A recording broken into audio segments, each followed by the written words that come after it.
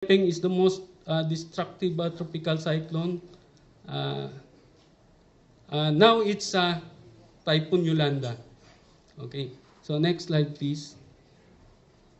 So this is the another tropical cyclone statistic. Disastrous tropical cyclone, Pepeng, Pidring, Frank, Typhoon Juan. Ito po yung Yolanda. Maximum gustiness of more than 285 kph. Next slide, please. So these are the tropical cyclone track from 1948 to 2013. Wala na makita sa Pilipinas. Next slide, please. So this is the average tropical cyclone track. Note that in January, we don't have much tropical cyclone.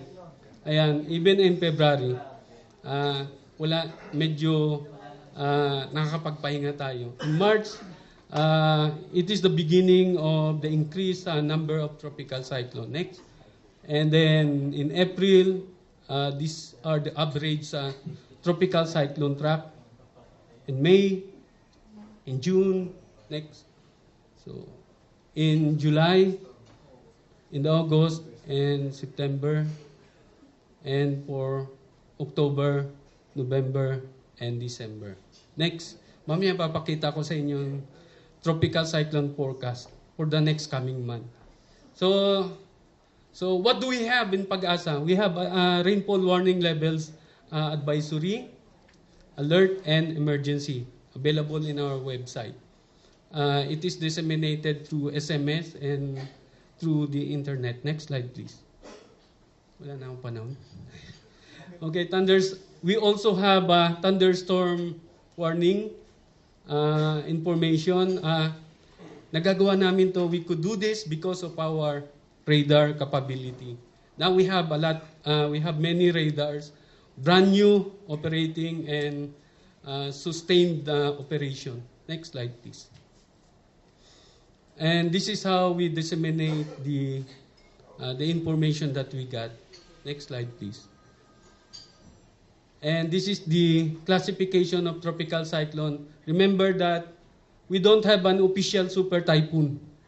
We only have 3 tropical cyclone categories, or classification.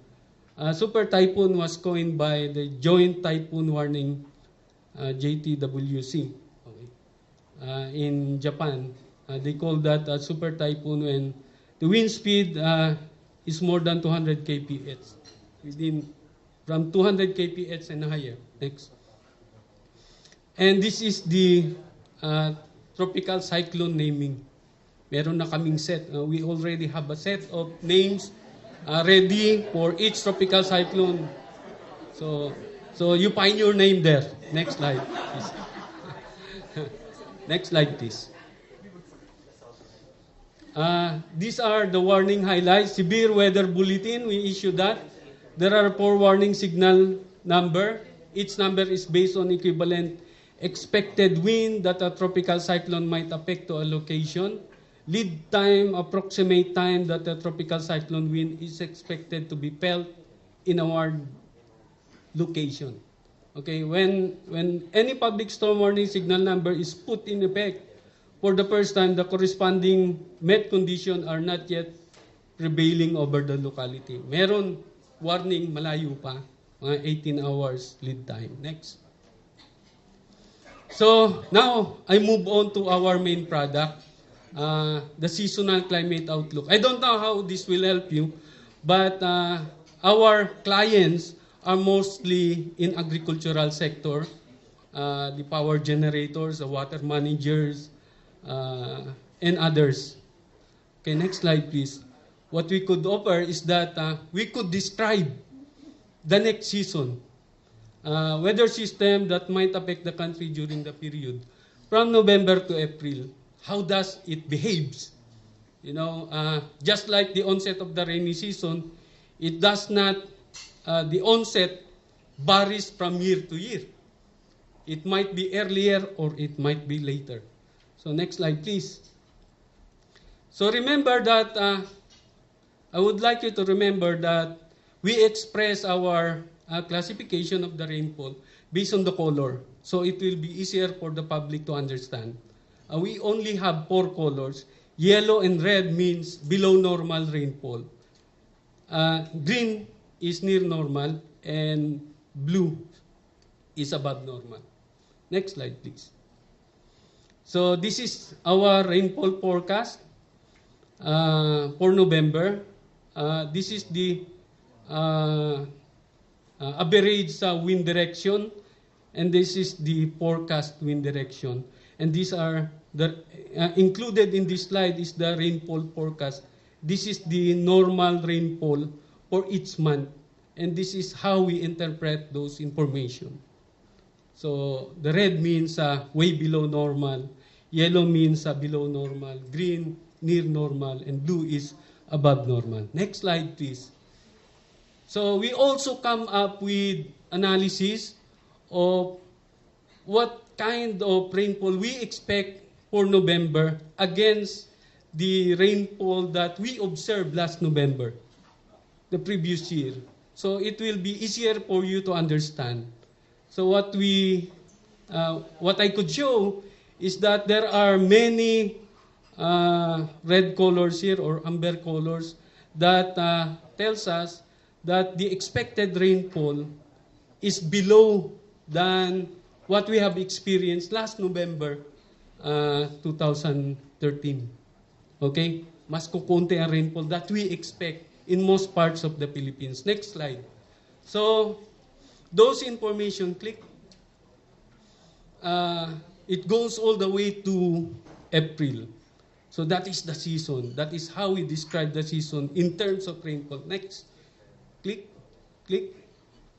And this is January. Next.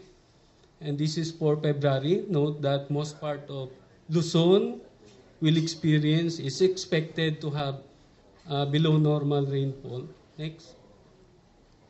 And that is slightly higher than the rainfall that we experienced last February. Next. And then this is for March. Next. And then next. This is for April. Okay. Next. Next. And this is the summary of the rainfall forecast from November to April. So it's quite different if we are to look at the forecast for the rainy season. This forecast is for the dry season of the Philippines. Next. And we update this information every month. For those people who are interested in knowing how much rainfall do we expect for each provinces of the Philippines, that is available. The information is available. Minimum, maximum, and mean. Next. So para if you would like to calculate how much moisture will be retained on the soil, this information are extremely useful. Next. In terms of categorizing the rainfall, ayan na po, for each provinces in the Philippines. Next slide, please. And for number of wet days, siguro magiging useful din to sa inyo. Note that as we move from November to January, there is a decreasing number of wet days in the western side of the Philippines. And while on the eastern side of the Philippines, ayan, medyo maraming rainfall. Okay? I mean, what we mean is that yung araw na may ulan, the day with rainfall. So we count that and we predict how many days with rainfall. Next.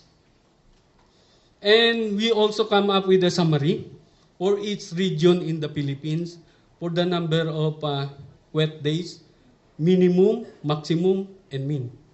Okay, next. And then we also come up with forecast for each dam or major monitored dams in Luzon. Yan po, in terms of millimeter of rainfall. Next. And then over the rainfall over the watershed. So this is extremely useful for water managers. Next slide, please. So makikita ninyo dyan, yung Angat Dam. It has been subject of the media news report recently. This is the forecast rainfall for major river basin. Okay, there are major river basin that sometimes get flooded or umaakyat ang level. Next slide. And then we come up with the summary for each region in terms of rainfall. And for Luzon, Visayas, and Mindanao. For a quick look. Next slide.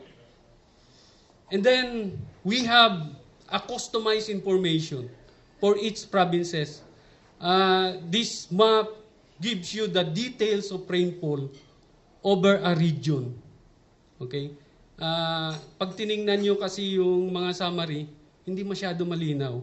But if you are a governor or a mayor, you would like to see the distribution of rainfall over the entire region. Okay, next slide please. This is for Luzon. Wala na, tapos na. Thank you.